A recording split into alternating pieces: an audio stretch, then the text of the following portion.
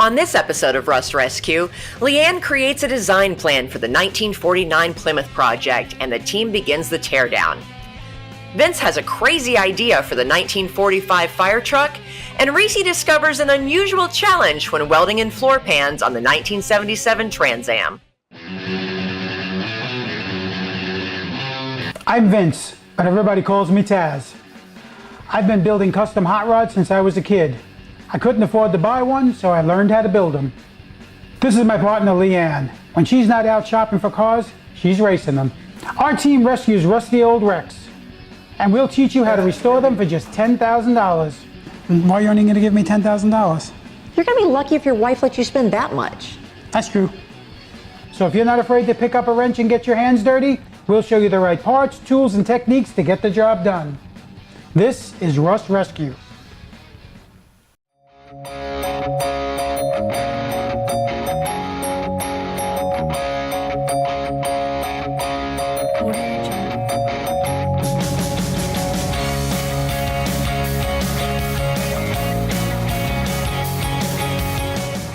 Welcome back to Rust Rescue. A few weeks ago, Vince and I purchased a 1949 Plymouth Special Deluxe for just $1,000. That leaves us $9,000 remaining for the restoration budget. Most professional restoration shops will do a design using a CAD program, or they may have an artist on staff that can view a beautiful drawing of what the car is going to look like when they're done. The average DIYer, on the other hand, may not have access to that software. And you might be like me and have trouble drawing stick figures.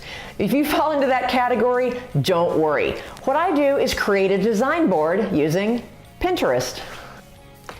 The 1949 Plymouth isn't really worth much restored to original because it wasn't an expensive car to begin with. That means Vince and I can do whatever we want with it. We're going to get a little bit creative. I have found some pictures of other vehicles. Some of them are Plymouth, some of them are not, but that have the stance and some colors that I want to do. Now this is our Plymouth the way it stands right now, but look at some of these cars. I really love a deep dark purple, especially this one. I'd like to do a purple that is so dark and metallic that it almost looks black, except when it's in the sunlight, and then you see that it's purple. I'm also thinking we want to lower the stance, maybe not as low as this Mercury, but to give it a little more of an aggressive look. Once you have an idea of what you want to do with your car, you can lay out a rough budget. I've just put some high-level categories here. Until we get the car completely torn down, we don't know how much work it's going to take. I'm counting on the body work not being too bad, so I've only put $500 in that category. I've spent the most money here on the drivetrain and the interior. We know that the engine that comes with that car has no power whatsoever, so we're definitely going to be upgrading that powertrain. And we're going to spend a lot of money on the interior. The interior can be the most expensive part of any project. And then I've allocated just a little bit of money to the other areas just as placeholders until we know more. And I've left about $1,200 in the leftover slush budget fund because as we get into it, other expenses will come up. If there's one thing that's a guarantee in restoring classic cars, it's that nothing will go to plan and everything will probably cost a little more than you think. So it's always good to leave a little bit of money left over. Now that I have the high-level design and budget figured out, it's time to get to work. So I'm going to change clothes, head down to the shop, and see what the team thinks.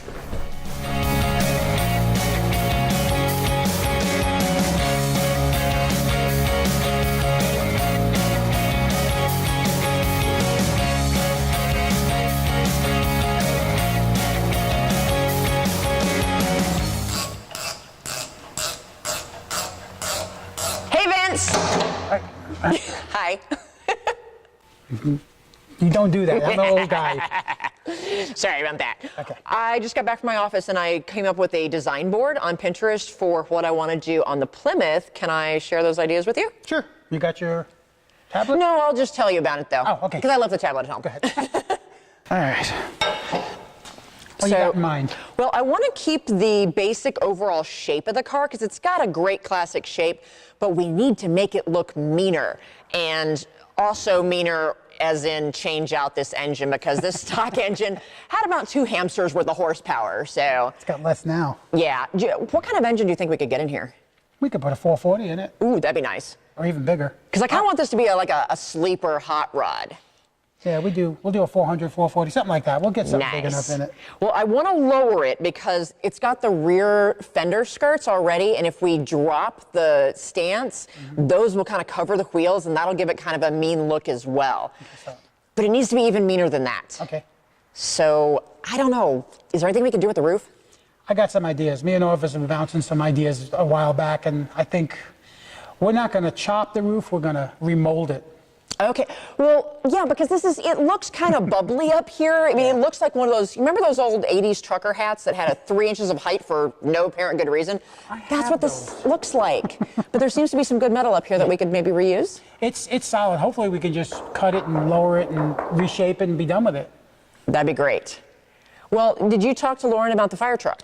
Yeah, we've got, that one's going to be a little more tricky than this one. We've got some serious ideas on that. Oh, tell me? Tell me? Okay. Okay. First thing we're going to do, we're getting rid of the pump system. What? No, it's a fire truck. It's got to spray water. It'll spray water. Okay. But this is 90% of the weight of the truck. True. We can put a pump in about that big. It'll do the same thing because he's not going to put out fires with this. True. And in this space, we're going to put a retractable hardtop. You're going to turn it into a convertible? With, so you can drive it in the rain? Yep, almost like the old T-Birds used to be. Okay, I love that idea. It's going to take some work, and we have to figure out the light material to do it, but I think it'll look really good. One other thing we're going to do, because parade vehicle. Right, yeah, parade vehicle. Where the back is, remember all the wood that was back there? Right. Going to put bench seats so he can put 3 or 4 kids back there. Oh, that'll be great. That can wave. Awesome. Well, if we do that, we should probably try and put a suspension on it that can lower it. Yeah, I'm thinking. Airbag it. Get it where it'll drop to the ground this way. Almost like the buses do, drop and then they come back up, and it'll just be impressive looking then to do that. Wow. Is Reesie coming in today? Yep, she'll be in later. We're gonna get the floor pans done on that Trans Am, get them welded in. Oh, great. Before she gets here then, can you and Orvis help me start tearing down the Plymouth? Sure. Awesome. All right, I'm gonna grab my gloves. Okay, let me go grab Orvis. Sounds good.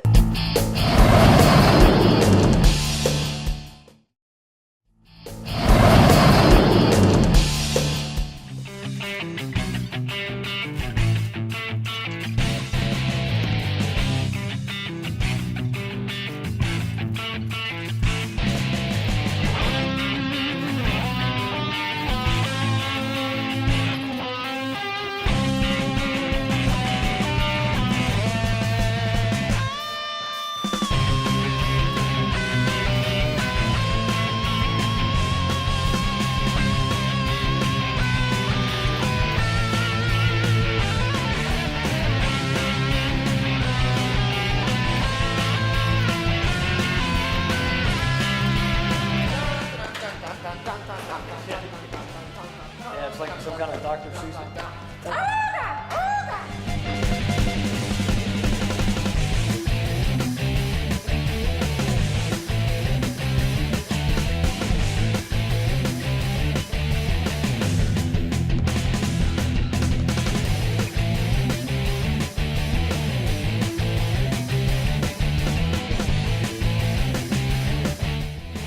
We have gotten the majority of the front end of the Plymouth taken apart, and we have bagged, tagged, and labeled all of our parts and the associated hardware. And inside I found these chrome pieces that go down the side of the car. These are a great find, and we do not want to lose them because they would be really expensive to replace. So what you can do is take some saran wrap, some shrink wrap, and wrap the pieces together. This way you don't lose them and they stay together. All right, rip that. And then you take your tape and wrap it around. That way your tape isn't directly on the chrome pieces where it could damage them. All right, so I've got these together now, and I'm gonna go find a place to store them safely, and then I'm gonna get started ripping out the interior. We were able to take one of the doors off, which was a huge pain in the butt, but it's gonna make it easier to start ripping out the carpet. Because I've gotta get this out in order to get the seat out, because the seat is bolted to the floor pan. When you start tearing out the interior, this is really nasty work. So you want to at least have long sleeves, long pants, pair of gloves, and a mask. If you have a biohazard suit, that would not be inappropriate to wear. I'm also going to use a carpet knife if I need to just rip this carpet out, because clearly we're not going to reuse it. So here we go. Yeah. Oops. Okay, yeah, definitely going to have to cut this out around the pedals.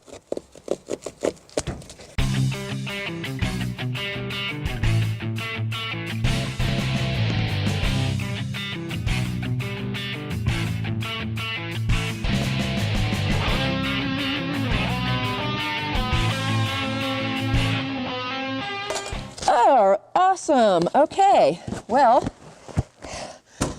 this is when you find out that you have a Fred Flintstone car instead of floor pans.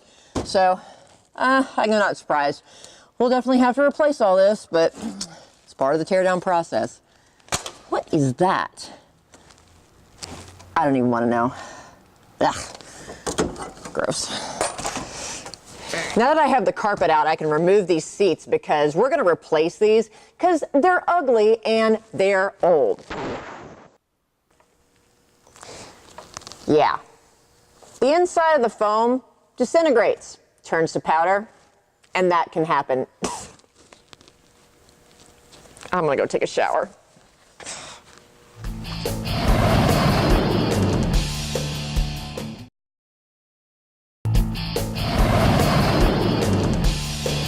Vince is ready to weld in the floor pans for our Trans Am project, so we need a welder. We like our Lincoln Electric PowerMig 210 multi-process welder. Multi-process means that it will do different types of welding. The majority of the welding you're going to be doing on a restoration project is MIG welding, but this will also do the finer TIG welding as well as the old-fashioned stick welding, which you would need if you're going to be welding heavier duty steel like the frame of a car. But it comes with all the attachments to do any of the above. We also like it because it's lightweight. It's only 40 pounds, so it's easy for you to move it around the garage. We're lazy, so we got a cart for ours anyway. It also will run on either 110 or 220 volt. So if you don't have a 220 in your garage, you can run it on a regular outlet, but you will need a 220 if you want to do heavier duty welding. The PowerMig 210 is ideal for the novice welder, so if you're new to welding, this is the machine for you. When we were at SEMA back in the fall in Lincoln Electric's booth, we met monster truck driver Cynthia Gauthier, and she had never welded before, and she taught herself how to weld using this machine. And she made this really cool cart with these amazingly clean welds, and it was the first time she'd ever done a welding project.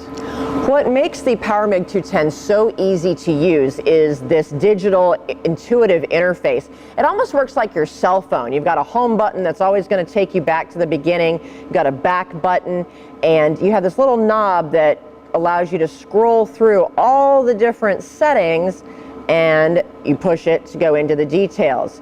It's even multilingual.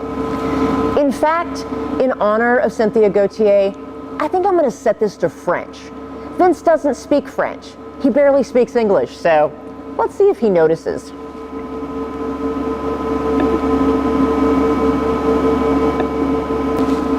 Vince is going to hate me for this. All right, before we get started, we're going to have to set this machine up before I can show Reesie how to use it. Pretty simple machine. All you do is turn it on, and everything is on the display screen.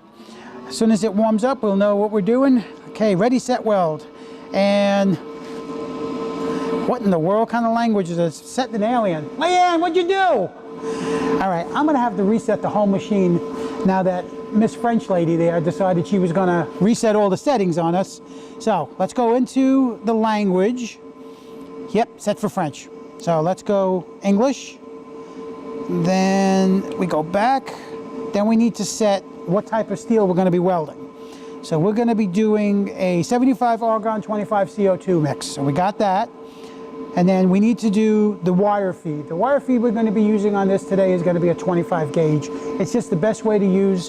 You don't want to go 30, 35. It's just a little too heavy for floor pans. So we got 25. Now we set the gauge of the metal.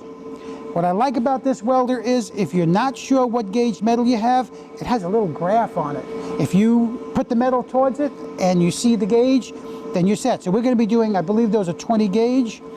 And now we're ready to weld. Reesie, you ready? Ah, oui, bonjour, Monsieur Vince. Oh, everybody's a smart aleck these days. All right, let's get this put in. We have to do first is, let me grab my tool. First thing you're gonna have to do on it is make holes along the whole border of the floor pan. What those are for is to be able to weld through the floor pan into the frame of the car. The screws we put in draw it towards the frame. This is how we're gonna actually weld it in. So you ready for this? Okay. You're gonna actually put the screws back in and, well, let's make the holes first. Let's start with that. Hang on to that. Okay. All you do with this, you see the little hole puncher thing there? Ah, okay. Put it over as far as it'll go, and there's your hole. Just like arts and crafts. Yep. Yeah, kind of. Just like this. And we'll go all along the whole bottom of it that So I way. just have to space them out every Yep. few inches or so? Probably every 3 inches. There you go. Oh. Power hole punching. Yeah. And then the corner too? Yep. And you're gonna go all the way down. Okay.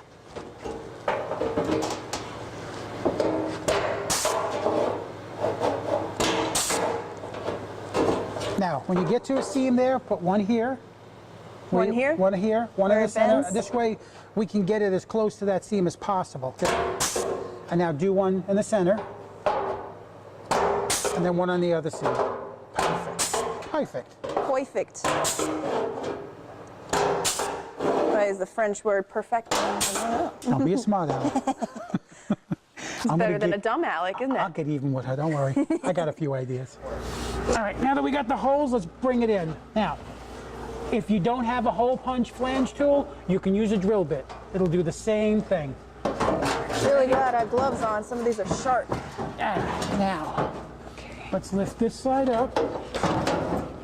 And the best way to do is grab it from the holes, slide it forward, and in it goes. Look at that. Now, let's make sure it's set all the way down, which it is. Perfect. And how you know it's set is your seatbelt holes will line up, and so will the rest of these. So we still got to come over a hair towards the front. So, Yeah, that looks better. Yeah, better. perfect. all right, now you're going to take the original screws, and you're going to take yourself a drill, and you're going to put all the screws back in. These two here are long ones, so don't put those in yet. Go along the edge The ones first. by these holes? Right. Okay. Because And see- the rest of them, good to go. Right. Okay. Just do it in, and I'll be right back while you're doing this. Okay.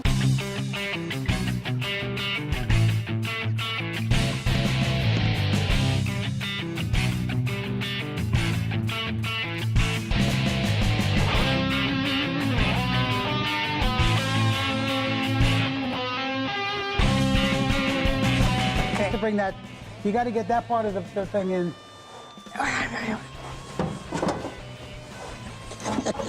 I'm trying, Vince.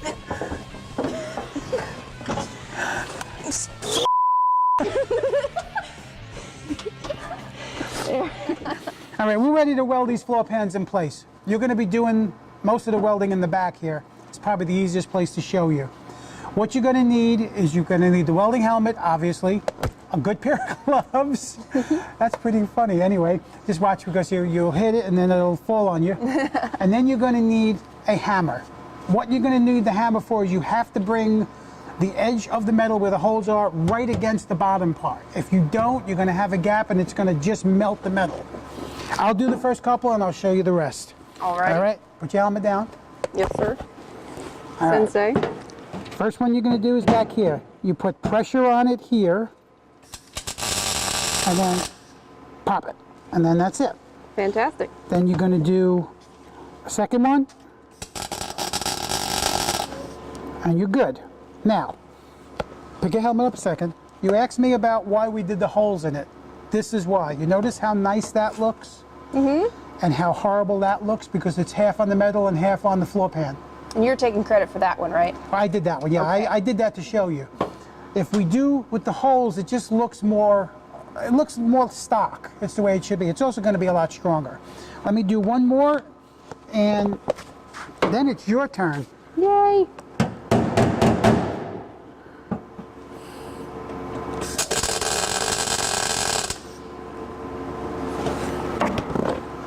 When you get done with the weld, kind of hold the pressure on it till the red goes away a little bit. Otherwise, it may pop off. It may not be set yet. It's still liquid. Okay. You ready? All right. There's No your time hammer. like the present. Nope. And if you set yourself on fire, you're on your own. Oh, good. Well, I thought we had. I'm ready. Oh, you're ready. Good. Yeah. Now you play fire. Now I get to brigade. play with the fire Yeah. extinguisher. Can I put my leg here? Yep. There. That works a little better for me. Okay.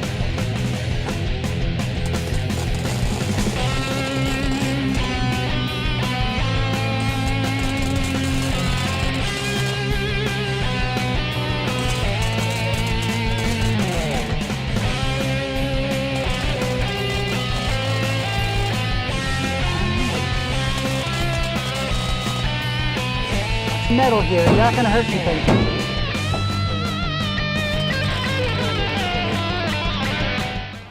Okay, now that we got the floor pans put in and welded up, we're going to take this off the frame machine and we're going to start on that back windshield lip.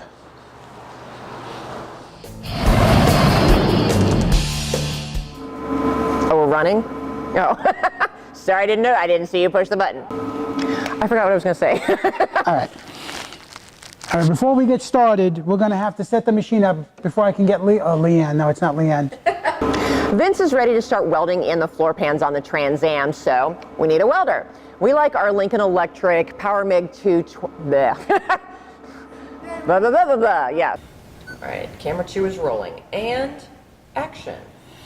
Okay, now that we've got the windshield out of the car, we're going to take, just forget it. Start again.